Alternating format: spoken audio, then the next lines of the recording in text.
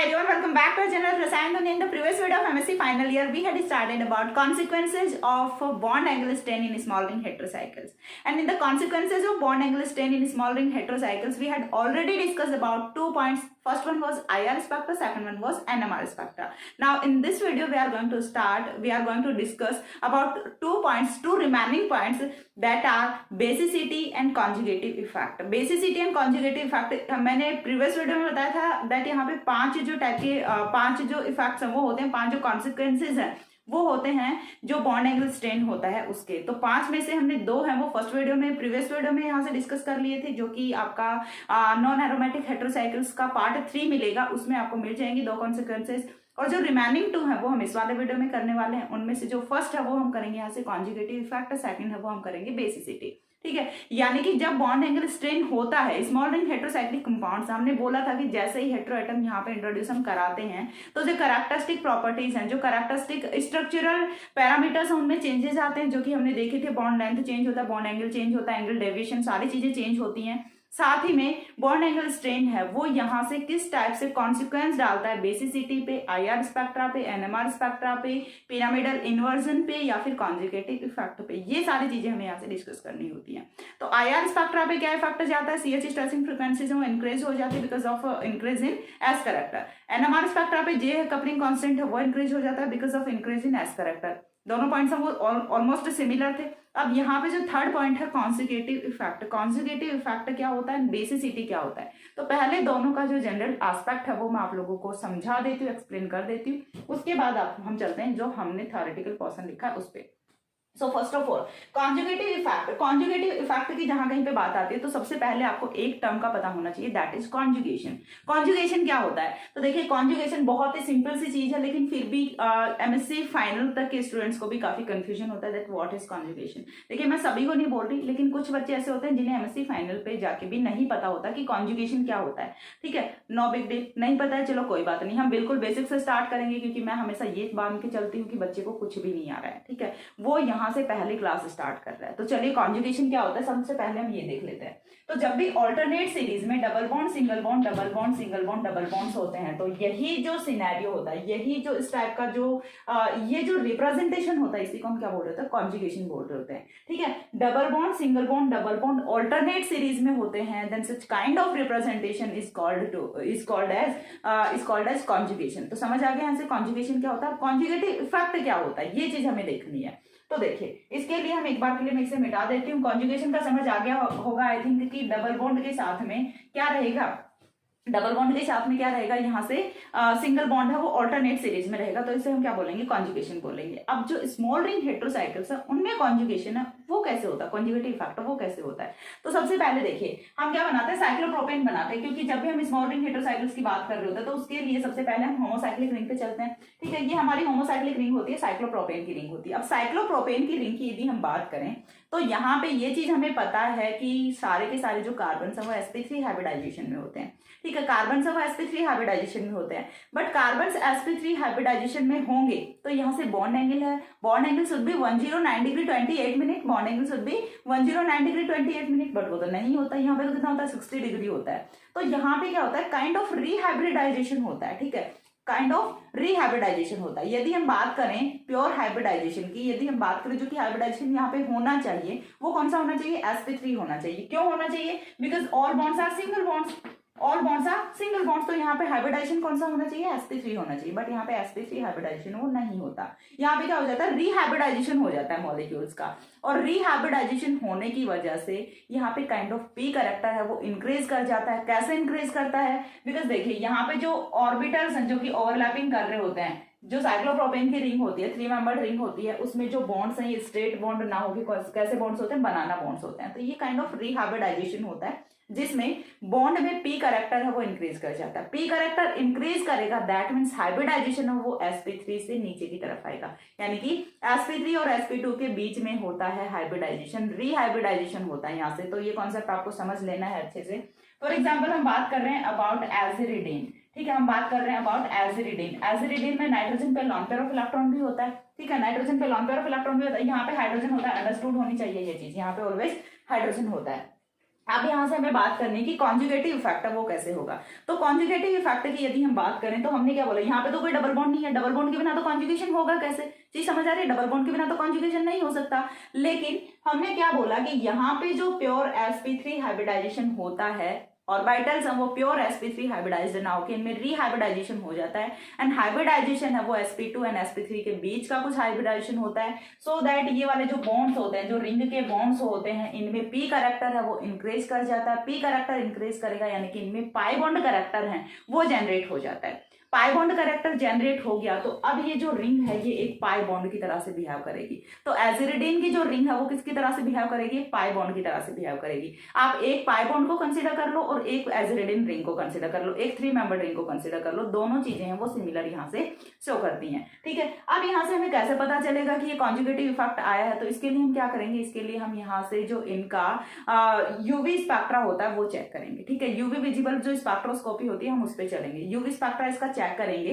तो यहाँ से क्या होगा, देखिए सबसे पहली चीज जो डबल बॉन्ड्स होते हैं उनके लिए लैम्डा मैक्सिमम की वैल्यूज है वो कहाँ पे जाएंगी, हायर शिफ्ट में जाएंगी। अब हमें क्या करना है, कॉन्जुगेशन भी दिखाना है। तो कॉन्जुगेशन जितना ज्यादा होता है, कॉन्जुगेशन जितना इंक्रीज करेगा, लैम्डा मैक्सिमम की वैल्यू है वो भी उतनी ही इंक्रीज करती है, because conjugation is directly proportional to lambda maximum. ये वाली चीजें आपने बीएससी सेकंड ईयर में भी पढ़ी होती हैं और आपने एमएससी प्रीवियस ईयर में भी पढ़ी होती हैं, वहां पे भी आप यूवी स्पेक्ट्रोस्कोपी पढ़ के आए होते हैं, एंड एमएससी फाइनल ईयर की भी जो फर्स्ट यूनिट है यूवी स्पेक्ट्रोस्कोपी वहां पे भी आपने पढ़ी होती है, that conjugation is directly proportional to value of lambda maximum.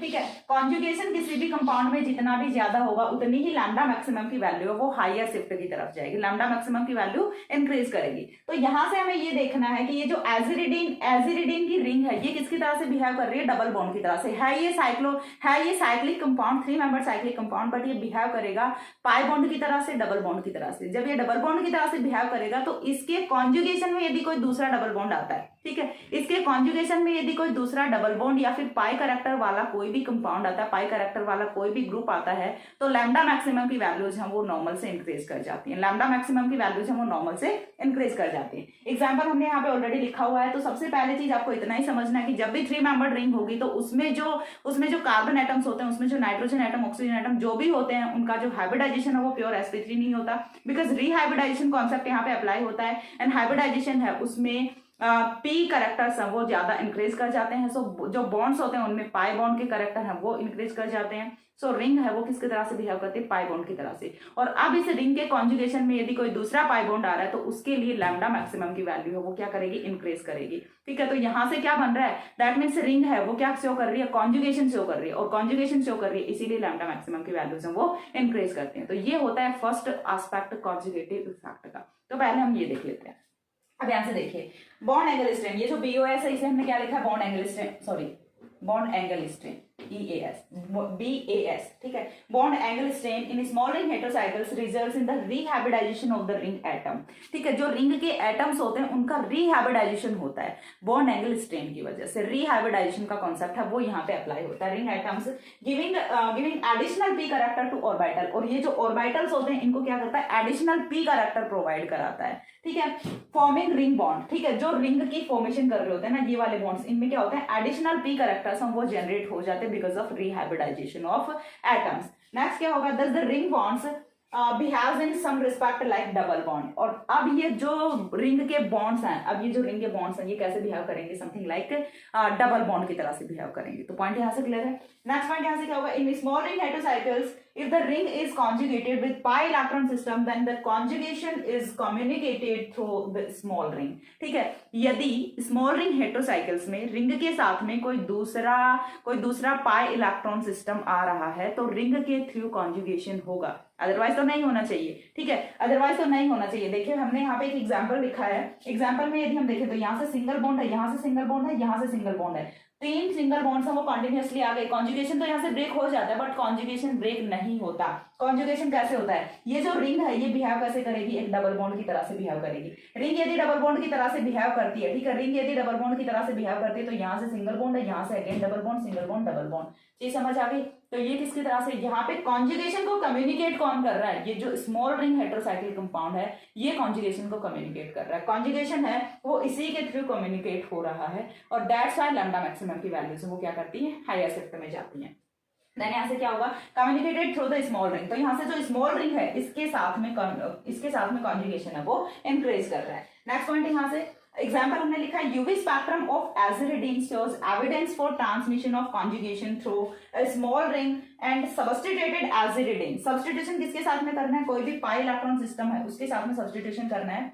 shows lambda maximum at higher wavelength, ठीक है। तो यहाँ से जो लैम्डा मैक्सिमम की वैल्यू है वो क्या करेगी, इंक्रीज करेगी। लैम्डा मैक्सिमम की वैल्यू वो क्या करेगी, इंक्रीज करेगी बिकॉज ऑफ कॉन्जुगेशन। कॉन्जुगेशन किसकी वजह से हो रहा है, ये जो स्मॉल रिंग हेटेरोसाइक्लिक कंपाउंड है ये यहाँ से कॉन्जुगेशन को कम्युनिकेट कर रहा है। तो कॉन्जुगेटिव इफेक्ट आई होप आपको क्लियर हुआ होगा, ठीक है। इसके बाद जो नेक्स्ट पॉइंट है उस पर हम मूव करते हैं। तो नेक्स्ट पॉइंट है वो देखिए क्या, देखिए कॉन्जुगेशन समझ आ रहा है अच्छे से। यहाँ से ये रिंग है, रिंग में डबल बॉन्ड है सारे के सारे, फिर सिंगल बॉन्ड है, फिर यहाँ से कौन आ गया, कार्बन आ गया, कार्बन के बाद में फिर से कार्बन के साथ में डबल बॉन्ड है, ठीक है, फिर यहाँ से सिंगल बॉन्ड है। और अब ये जो रिंग है इसमें तो सिंगल बॉन्ड्स है, लेकिन ये सिंगल बॉन्ड्स नहीं है, क्यों, क्योंकि इसमें तो एडिशनल पी कैरेक्टर है। P character that means pi bond की तरह से बिहेव करेंगे।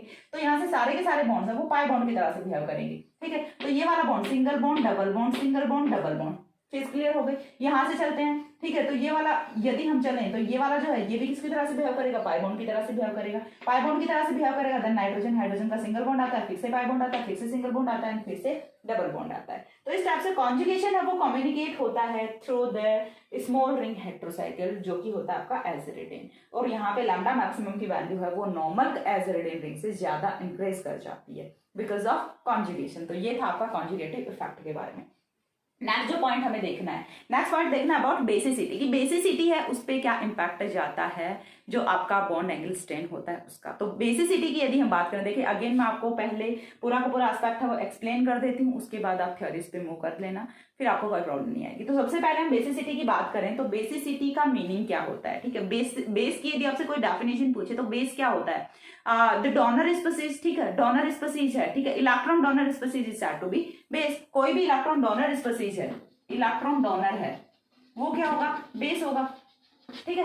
इलेक्ट्रॉन डोनर है वो क्या होगा, बेस होगा। अब इलेक्ट्रॉन डोनर है वो बेस होगा तो लॉन पेयर से इलेक्ट्रॉन यदि डोनेट कर रहा है, ठीक है। फॉर एग्जांपल नाइट्रोजन की यदि हम बात करें तो हम स्पेसिफिक केस यहाँ पे नाइट्रोजन की ही लेके चल रहे हैं। तो नाइट्रोजन की यदि बात करें तो नाइट्रोजन पे तो लॉन पेयर ऑफ इलेक्ट्रॉन होता है।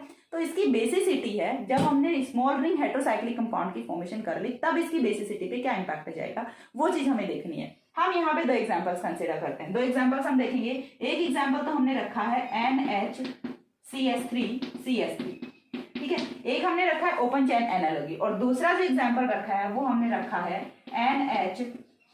ये हमने बना दिया साइक्लिक कंपाउंड, ठीक है। ये हमने बना दिया साइक्लिक कंपाउंड। यहाँ पे भी दो कार्बन है, यहाँ पे भी दो कार्बन है। This one is 2 degree amine, this one is also 2 degree amine. दोनों ही 2 डिग्री अमीन्स है लेकिन इनकी बेसिसिटी है वो इक्वल नहीं है। 2 डिग्री अमीन है दैट मीन्स बेसिसिटी है वो तो इक्वल होनी चाहिए, सिमिलर होनी चाहिए, बट यहाँ पे बेसिसिटी सिमिलर नहीं होती। और सिमिलर बेसिसिटी ना होने का रीजन क्या होता है, चलिए चेक करते हैं। सबसे पहले यहाँ पे इस वाले अमीन का यदि हाइब्रिडाइजेशन चेक करें तो हाइब्रिडाइजेशन क्या होगा, sp3 होगा, ठीक है।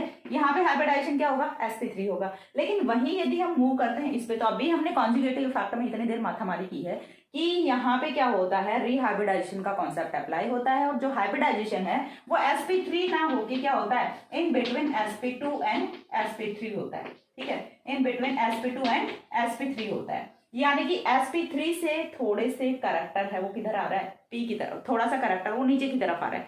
sp3 में p करैक्टर ज्यादा है, sp2 की तरफ आते हैं तो s करैक्टर इंक्रीज कर रहा है, ठीक है। sp2 की तरफ आते हैं तो क्या हो रहा है, s करैक्टर क्या कर रहा है, इंक्रीज कर रहा है। पॉइंट को अच्छे से समझना है, sp2 हाइब्रिडाइजेशन की तरफ आते हैं तो s करैक्टर इंक्रीज कर रहा है। अब यदि डोनर एबिलिटी की बात करें, थोड़ी सी जनरल ऑर्गेनिक केमिस्ट्री अगेन आपको आनी चाहिए, जो कि मैंने बेसिसिटी का कॉन्सेप्ट है वो ऑलरेडी एक्सप्लेन कर रखा है। जीओसी की जो वीडियोस हैं आपको सबसे पुरानी वीडियोस मिलेंगी चैनल की, ऑलमोस्ट 1 ईयर पुरानी मिलेंगी आपको, उसमें मैंने बेसिसिटी का कॉन्सेप्ट वो एक्सप्लेन कर रखा है, सो दैट आप वहां से जाके देख सकते हैं। बेसिसिटी, डोनर एबिलिटी सारी चीजें एक्सप्लेन कर रखी है। चलिए मैं अगेन आपको बताती हूँ कि कैसे क्या करना है। एस कैरेक्टर जैसे ही इंक्रीज करेगा तो एस कैरेक्टर है वो ऑलवेज इनवर्सली प्रोपोर्शनल होता है डोनर एबिलिटी के, ठीक है। S character is inversely proportional two donor ability. ये जो पॉइंट है ये आपको यहाँ से पता होना चाहिए। S character is inversely proportional two donor ability, donor ability. अब ये चीज हम कैसे मान लें, क्यों होता है भाई, ऐसे थोड़े ना मान लेंगे कि बोल दिया चलो एस कैरेक्टर डोनर एबिलिटी के इनवर्सली प्रोपोर्शनल होता है, मान कैसे लें। तो चलिए मैं आपको बताती हूँ। यहां से देखिए हम एक चीज देखते हैं, कहीं पे स्पेस दिख रहा है, चलिए मैं यहाँ पे बताती हूँ, ठीक है। यहाँ पे हम एक चीज देखते हैं, ये आपका कोई भी न्यूक्लियस है, ठीक है, ये आपका कोई भी न्यूक्लियस है। न्यूक्लियस के सबसे पास वाले ऑर्बिटल्स कौन से होते हैं? प्योर एस होते हैं। उससे थोड़ा सा दूर चलेंगे sp, उससे थोड़ा सा दूर चलेंगे sp2, उससे थोड़ा सा और दूर चलेंगे sp3, एंड उससे थोड़ा सा और दूर चलेंगे तो ये कौन से होता है? प्योर p होते हैं। तो जब हम बात करते हैं लॉन पेयर ऑफ इलेक्ट्रॉन्स की, तो लॉन पेयर ऑफ इलेक्ट्रॉन्स वो ऑलमोस्ट किसमें होते हैं? प्योर p ऑर्बिटल्स में होते हैं, जो कि अनहाइब्रिडाइज्ड होते हैं। लेकिन यहाँ पे तो ये हाइब्रिडाइजेशन में होता है, तो एक sp3 हाइब्रिडाइज्ड ऑर्बिटल में कौन रहता है? लॉन पेयर ऑफ इलेक्ट्रॉन रहता है। अब यदि हम बात करें प्योर p की, तो प्योर p से इलेक्ट्रॉन निकालना सबसे इजी होता है, ठीक है। प्योर p ऑर्बिटल है, वहां से इलेक्ट्रॉन निकालना सबसे इजी होता है। उसके बाद हम नेक्स्ट पे मूव करते हैं। नेक्स्ट आता है हमारा sp3 हाइब्रिडाइज्ड ऑर्बिटल, ठीक है। तो sp3 से भी हम इजीली इलेक्ट्रॉन निकाल सकते हैं। क्यों? क्योंकि जहां पे ज्यादा p करेक्टर है, दैट मीन्स वो न्यूक्लियस से उतना ही दूर है, ठीक है। न्यूक्लियस की डिस्टेंस उतनी ही ज्यादा है, तो यहां से भी इलेक्ट्रॉन निकालना इजी काम है। लेकिन जैसे जैसे हम न्यूक्लियस के पास की तरफ आते जाएंगे, यानी कि जैसे जैसे न्यूक्लियस के पास की तरफ आते जाएंगे, हाइब्रिडाइजेशन में p करेक्टर डिक्रीज करेगा, s करेक्टर इंक्रीज करेगा। और s करेक्टर इंक्रीज करेगा तो न्यूक्लियस पावर है वो भी इंक्रीज करेगी ऑन इलेक्ट्रॉन्स। इलेक्ट्रॉन्स पे जो न्यूक्लियस की पावर है वो भी इंक्रीज करेगी। न्यूक्लियस का जो अप्रोच है वो ज्यादा होता है इलेक्ट्रॉन्स पे, और न्यूक्लियस का अप्रोच ज्यादा होता है इलेक्ट्रॉन्स पे, दैट मीन्स वहां से इलेक्ट्रॉन्स निकालना ईजी नहीं होता। तो पॉइंट यहां से क्लियर होना चाहिए that S character is inversely proportional two donor ability. जितना ज्यादा एस करेक्टर होगा, आप खुद बता दो मेरे को कि यहाँ से sp हाइब्रिडाइजेशन से इलेक्ट्रॉन्स को निकालना इजी है या फिर sp3 से? तो ऑब्वियस सी बात है, कहां से इलेक्ट्रॉन्स इजीली दिए जा सकते हैं? sp3 हाइब्रिडाइजेशन से। और यहाँ पे हाइब्रिडाइजेशन है वो डिक्रीज कर रहा है, sp2 की तरफ आ रहा है, दैट मीन्स एस करेक्टर है वो क्या कर रहे हैं? इंक्रीज कर रहे हैं। एस करेक्टर इंक्रीज कर रहे हैं तो डोनर एबिलिटी क्या करेगी? डिक्रीज करेगी, because S character is inversely proportional two donor ability. ये बेसिसिटी का कॉन्सेप्ट होता है, ये बेसिसिटी का कॉन्सेप्ट होता है। और आप चाहे कभी भी देख लेना कि जो sp3 हाइब्रिडाइज्ड आपका जो जहां कहीं भी नाइट्रोजन एटम होगा, उसकी जो डोनर एबिलिटी, उसकी बेसिसिटी ऑलवेज ज्यादा होती है किससे? जो आपका sp2 हाइब्रिडाइज्ड होता है, ठीक है। फॉर एग्जांपल हम पिरिडीन और पिप्रिडीन का एग्जांपल ले सकते हैं। पिरिडीन रिंग यदि आप देखोगे, ठीक है, पिरिडीन की रिंग सभी को पता होती है कैसी होती है, ये होती है पिरिडीन की रिंग, ठीक है, इसमें डबल बॉन्ड्स होते हैं। पिप्रिडीन की रिंग है ये होती है। तो पिरिडीन और पिप्रिडीन में सबसे ज्यादा जो यहाँ से डोनर एबिलिटी है, जो बेसिसिटी है, वो किसकी होती है? इस वाले की होती है, ठीक है। क्योंकि यहाँ पे जो नाइट्रोजन है वो कौन सा होता है? नाइट्रोजन वो sp2 हाइब्रिडाइजेशन में होता है, लेकिन यहाँ पे जो नाइट्रोजन है वो sp3 हाइब्रिडाइजेशन में होता है। और हाइब्रिडाइजेशन है वो यहाँ से इंपैक्ट डालता है on the basicity, on the donor ability of lone pair of electron. Donor ability of lone pair of electron जितनी ज्यादा होगी उतनी ही बेसिसिटी है वो ज्यादा होगी, ठीक है। Donor ability is directly proportional to basicity. Donor ability is directly proportional to basicity and DA is stands for donor ability। कहीं कहीं पे मैंने कुछ कुछ लिख दिया, आप अपने पॉइंट्स वो बना लेना, क्योंकि जीओसी है वो भी मैं आपको साथ ही में पढ़ा रही हूँ, ठीक है। तो यहाँ से ये वाला पॉइंट क्लियर हो गया कि एक तो न्यूक्लियस के पास से आपका इलेक्ट्रॉन निकालना और एक न्यूक्लियस के दूर से आपका इलेक्ट्रॉन निकालना, कहाँ से इलेक्ट्रॉन्स निकालना इजी रहेगा। एक एग्जाम्पल मैं आपको बताती हूँ, ठीक है। बहुत ही केयरफुली आपको अंडरस्टैंड करना है दैट आपका क्या है कि एक तो आपके घर से, फॉर एग्जाम्पल देखो, डोंट गेट इट रॉन्ग, ठीक है, यदि आपको अपने पार्टनर के साथ में मूवी देखने जाना है, ठीक है, गर्लफ्रेंड या बॉयफ्रेंड कोई भी हो सकता है, तो एक तो आपको जाना है अपने घर से, ठीक है, आप एक ही शहर में हो, एक तो आपको अपने घर से जाना है, एक आपको अपनी गली से जाना है, फिर एक आपको अपने कॉलेज से जाना है, ठीक है। तो कौन सी जगह से जाना ज्यादा इजी रहेगा? अपने घर से जाओगे, that means pure S orbital, papa mummy जाने देंगे? नहीं जाने देंगे ना। फिर आप अपनी गली से जा रहे हो, sp ऑर्बिटल, ठीक है, थोड़ा सा टफ रहेगा लेकिन जा सकते हो, एक बार घर से बाहर निकल के जा सकते हो, ठीक है। उसके बाद sp2, आप अपने कॉलेज में गए हो, कॉलेज से बंक मार लो, क्या पता चलना मम्मी पापा को, ये मत सोच लेना मैडम गलत चीज सिखा रही है, ये मैं बता रही हूँ, एक एग्जाम्पल समझा रही हूँ यहाँ से। तो कॉलेज से बंक मार लो तो ज्यादा इजी रहेगा। क्यों? क्योंकि यहाँ पे जो आपकी मम्मी पापा जो कि न्यूक्लियस है, उनकी अप्रोच है वो आप पे नहीं है इतनी। पॉइंट समझ आ गया? यहाँ पे जैसे ही आप दूर होते हो तो न्यूक्लियस की अप्रोच है वो उतनी नहीं रह पाती जितनी कि आपके ऊपर घर में थी। तो आपका कॉलेज से जाना ज्यादा इजी होता है, यानी कि जो भी आपका पार्टनर, गर्लफ्रेंड, बॉयफ्रेंड, उसका आपको पिकअप करना कॉलेज से ज्यादा इजी रहेगा या फिर आपके घर से ज्यादा इजी रहेगा? घर से आएगा तो उसका भी बैंड बाजा बज सकता है, कॉलेज से जाओगे तो दोनों सेफ रह सकते हो, ठीक है, और अच्छी खासी ट्रिप बना के आ सकते हो, ठीक है। तो ये जो पॉइंट है ये आपको समझना था कि डोनर एबिलिटी कहाँ से ज्यादा होती है, कहाँ से इलेक्ट्रॉन्स निकालना सेफ रहता है। तो जहां पे न्यूक्लियस की पावर ज्यादा होती है, घर पे न्यूक्लियस की पावर ज्यादा होती है, तो घर से तो इलेक्ट्रॉन्स को निकालना, गर्लफ्रेंड को निकालना बहुत टफ टास्क है, ठीक है। वहीं यदि हम बात करें कॉलेज की, कॉलेज क्या है आपका sp2 या फिर sp3 हाइब्रिडाइज्ड ऑर्बिटल है, तो वहां से गर्लफ्रेंड को निकालना इज लिटिल बिट इजी, यहाँ से क्या हो जाता है, थोड़ा सा इजी काम हो जाता है। तो ये है डोनरेबिलिटी का एस्पेक्ट। अब हम मूव करते हैं बेसिसिटी पे। तो बेसिसिटी का कॉन्सेप्ट है वो समझ आ गया क्यों? क्योंकि देखिए जैसे ही हाइब्रिडाइजेशन डिक्रीज करेगा और ये चीज तो हमें पहले से भी पता है कि बॉन्ड एंगल स्ट्रेन जहां पे ज्यादा होगा परसेंटेज एज कैरेक्टर ज्यादा होगा, परसेंटेज एज कैरेक्टर ज्यादा होगा, डोनरेबिलिटी कम होगी, डोनरेबिलिटी कम होगी तो बेसिसिटी है वो भी कम होगी। यानी कि जो नॉर्मल सेकेंडरी एमीन्स होते हैं उनकी कंपेयर में जो एजिरिडीन है उसकी बेसिसिटी है वो क्या होती है, कम होती है। ठीक है, उसकी बेसिसिटी कम होती है। And reason because of increased S character, तो यहां से जो लॉन पेयर है उसकी अवेलेबिलिटी है वो कम हो जाती है। Point is clear? तो देखिए हम मूव करते हैं। Basicity, aziridine is less basic than acyclic 2 degree amines, और ये तो हमने एग्जांपल यहाँ पे लिखा हुआ है। ठीक है, जो एसाइक्लिक 2 डिग्री एमीन्स होते हैं ना उनकी कंपेयर में जो एसिडिन की बेसिसिटी है वो बहुत कम होती है। ठीक है, the less basicity of aziridine is because of bond angle strain and can be explained by considering the hybridization of lone pair at nitrogen atom। ठीक है, ये जो लेस बेसिसिटी है ये किसकी वजह से होती है, बॉन्ड एंगल स्ट्रेन की वजह से होती है। बॉन्ड एंगल स्ट्रेन ज्यादा होगा तो यहाँ से हाइब्रिडाइजेशन है वो क्या करेगा, रीहाइब्रिडाइजेशन का कॉन्सेप्ट लगता है। The bond angle strain in aziridine results in increase in s character of the lone pair of electron and hybridization of lone pair will be between sp2 and sp3। जो lone pair का hybridisation है, कौन से electron ने जाना होता है, जो लॉन पेयर का इलेक्ट्रॉन है वही तो जाता है ना प्रोटोनेशन के लिए। ठीक है, जो लॉन पेयर का इलेक्ट्रॉन है वही तो प्रोटॉन का अवेलेबल होता है। तो यहाँ पे जो लॉन पेयर वाला ऑर्बिटल है उसका हाइब्रिडाइजेशन है वो sp3 ना होगी sp2 एंड sp3 के बीच का होता है। दैट मीन्स एस कैरेक्टर वो इंक्रीज कर जाता है।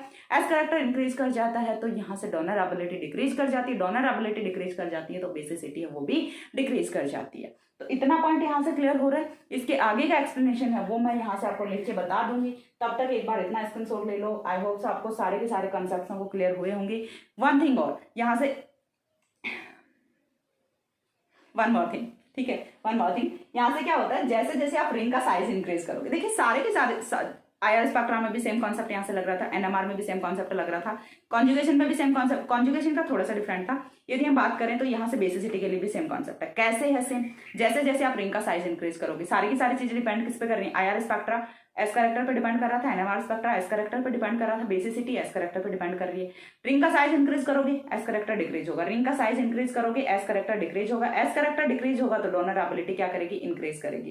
ठीक है, एस कैरेक्टर डिक्रीज होगा तो डोनरेबिलिटी इंक्रीज करेगी, डोनरेबिलिटी इंक्रीज करेगी तो बेसिसिटी है वो भी इंक्रीज करेगी। कंफ्यूजन नहीं होना है, वीडियो को फिर से चला के देख लेना है, स्क्रीनशॉट ले लो। जैसे जैसे साइज ऑफ रिंग है वो इंक्रीज करेगा तो बेसिसिटी है वो भी इंक्रीज करेगी because of decrease in percentage S character. Examples हम आपके लिख के बताती हूँ तभी आपको अच्छे से पॉइंट्स क्लियर होंगे। आगे का एक्सप्लेनेशन देती हूँ, तब तक एक बार इतना स्क्रीनशॉट ले लो।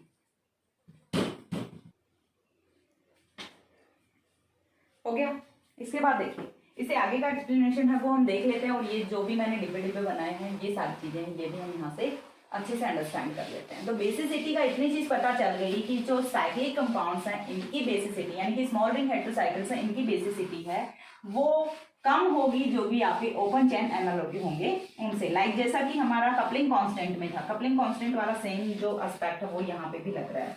हमने लास्ट पॉइंट लिखा है the bond angle strain in aziridine results in increase in S character. ठीक है, तो इंक्रीज इन एस कैरेक्टर यानी कि एस कैरेक्टर इंक्रीज करेगा तो यहाँ से क्या होगा, एस कैरेक्टर इंक्रीज करेगा तो डोनरेबिलिटी है या फिर availability of lone pair of electron है वो क्या करेगी, डिक्रीज करेगी फॉर द प्रोटोनेशन। ठीक है, तो नेक्स्ट पॉइंट है वो हमें यहाँ से लिखना है as character increases, as character increases the donorability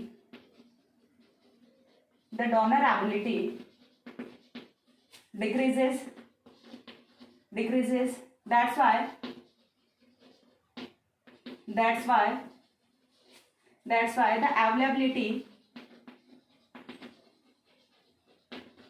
the availability of lone pair of electron for protonation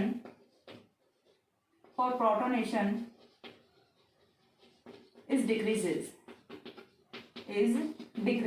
ठीक है, तो यहाँ से क्या होगा, जो लॉन पेयर ऑफ इलेक्ट्रॉन की अवेलेबल होने की जो टेंडेंसी है वो यहाँ से क्या कर जाएगी, डिक्रीज कर जाएगी। ठीक है, so that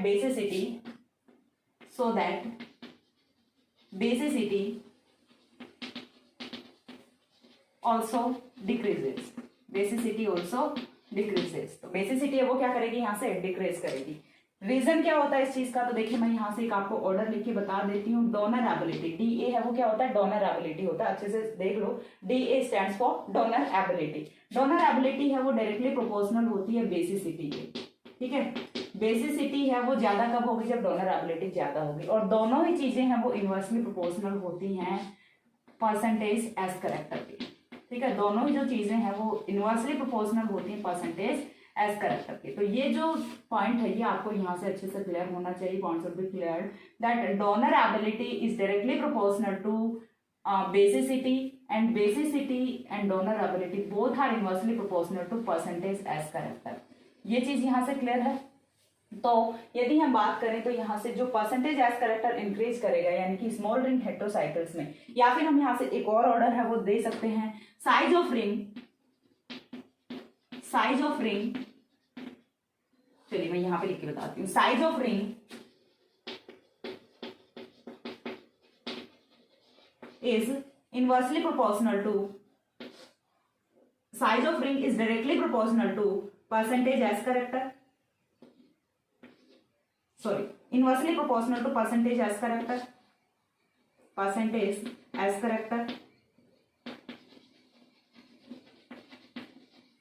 So size of ring is directly proportional to basicity, is directly proportional to basicity. ये एक और आप ऑर्डर है ये यहाँ से लगा सकते हैं दैट जैसे ही रिंग ऑफ साइज है, साइज ऑफ रिंग है वो इंक्रीज करेगा तो बेसिसिटी है वो भी इंक्रीज करेगी, ठीक है। साइज ऑफ रिंग डिक्रीज करेगा तो बेसिसिटी है वो भी डिक्रीज करेगी, यानी कि दोनों चीजें डायरेक्टली प्रोपोर्शनल हैं और दोनों ही चीजें किसके इनवर्सली प्रोपोर्शनल है, परसेंटेज एज करेक्टर की। साइज ऑफ रिंग जैसे बढ़ता है तो परसेंटेज एज करेक्टर घटता है, परसेंटेज एज करेक्टर बढ़ता है तो साइज ऑफ रिंग है वो घटता है। तो दोनों चीजें size of ring and basicity are directly proportional and inversely proportional with percentage S character. तो ये जो दोनों पॉइंट्स हैं ये आपको अच्छे से क्लियर होने चाहिए। फिर उसके बाद आपको पूरा का पूरा एक्सप्लेनेशन जो दिया है अभी तक वो पूरा आप खुद से भी लिख सकते हैं।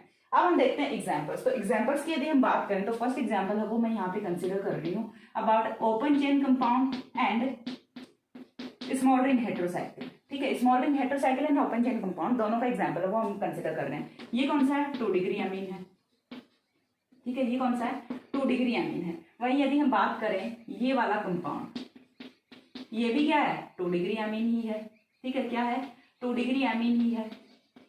वैसे एजिरिडीन है लेकिन ये है कौन सा, 2 डिग्री अमीन है। अब यहाँ पे यदि हम बेसिसिटी की बात करें तो बेसिसिटी कौन से की ज्यादा होनी है, इस वाले कंपाउंड की ज्यादा होनी है। क्यों ज्यादा होनी है, रीजन बिहाइंड इट, रीजन है वो यही होता है कि यहाँ पे जो sp3 हाइब्रिडाइजेशन होने की वजह से, यहाँ पे परसेंटेज एज करेक्टर कम होने की वजह से लॉन पेयर वो इजीली अवेलेबल होता है, बट यहाँ पे ऐसा नहीं होता, ठीक है। तो बेसिसिटी का जो ऑर्डर है वो यहाँ पे कुछ इस टाइप से होता है, ऑर्डर ऑफ बेसिसिटी है वो यहाँ पे कुछ ऐसा होता है। उसके बाद हम रिंग के साइज पे देख लेते हैं। रिंग के साइज पे देखें तो हमने जो सबसे फर्स्ट रिंग है वो हम कैसे बनाएंगे, यहाँ से 3 मेंबर रिंग है यही कंसिडर कर लेते हैं, ठीक है। सबसे फर्स्ट रिंग है वो हम 3 मेंबर रिंग है वही कंसिडर कर लेते हैं, ठीक है।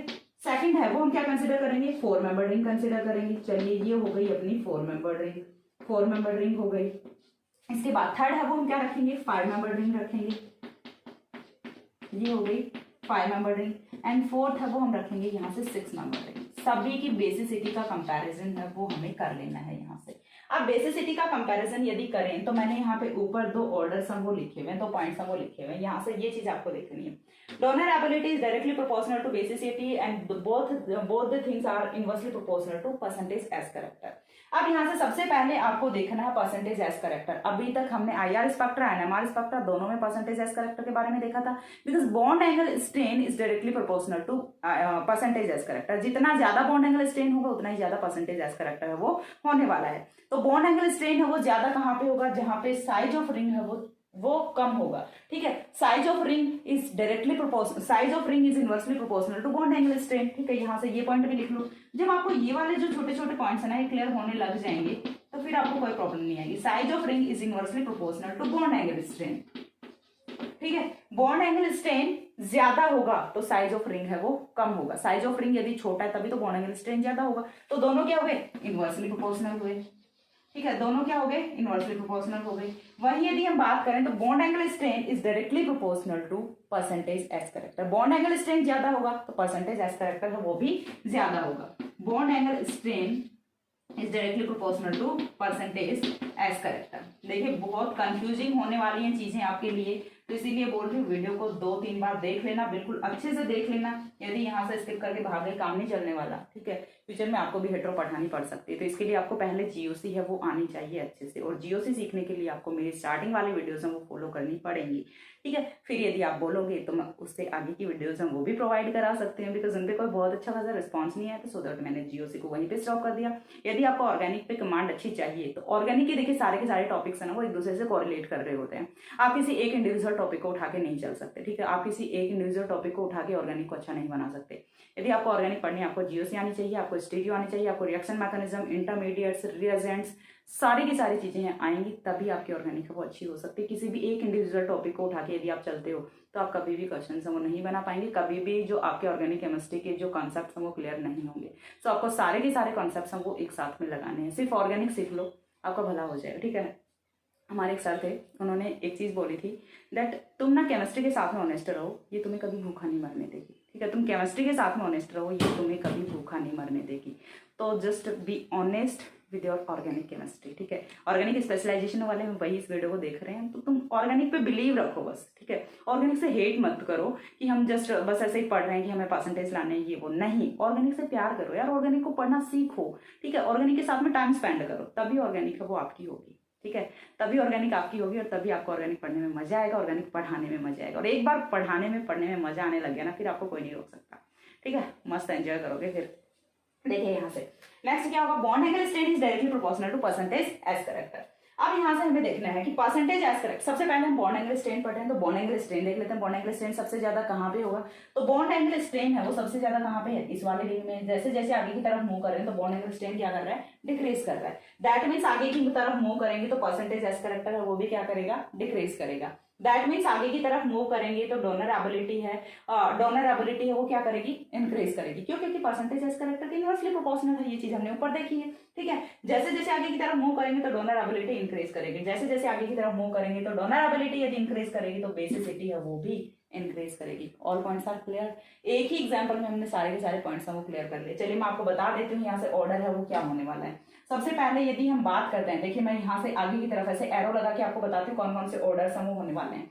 यदि हम बात करते हैं सबसे फर्स्ट बॉन्ड एंगल स्ट्रेन की, ठीक है, BAS बॉन्ड एंगल स्ट्रेन यदि आगे की तरफ मूव करेंगे तो क्या होगा, डिक्रीज करेगा, ठीक है। आगे की तरफ जा रहे हैं तो बॉन्ड एंगल स्ट्रेन क्या करेगा, डिक्रीज करेगा। क्योंकि आप एक पॉइंट यदि आपको समझ आ गया तो उससे आप रिलेट करके सारे के सारे पॉइंट्स को निकाल सकते हैं। रटना नहीं है चीजों को, रटोगे तो कंफ्यूज हो जाओगे। कहीं पे बॉन्ड एंगल स्ट्रेन को इंक्रीज कर दोगे, कहीं पे बेसिसिटी को डिक्रीज कर दोगे, कहीं पे परसेंटेज एस करेक्टर को डिक्रीज कर दोगे, बहुत ज्यादा मतलब लोचा हो जाएगा। तो इसलिए बोल रही हूँ चीजों को रटो मत, समझो। आगे की तरफ जाओगे बॉन्ड एंगल स्ट्रेन कम होगा, बिकॉज सबसे स्मॉल रिंग होती है वहीं पे बॉन्ड एंगल स्ट्रेन ज्यादा होता है, ठीक है। जैसे ही आप आगे की तरफ मूव करोगे, that means percentage S character की यदि हम बात करें, percentage S character bond angle strain is directly proportional to percentage S character. तो परसेंटेज एस करेक्टर है वो भी क्या करेगा, डिक्रीज करेगा। चीज समझ आ गई, परसेंटेज एस करेक्टर वो भी क्या करेगा, डिक्रीज करेगा। उसके बाद हम मूव करते हैं डोनर एबिलिटी पे या फिर साइज ऑफ रिंग पे चल लेते हैं। आगे की तरफ चलते हैं तो साइज ऑफ रिंग है वो क्या कर रहा है,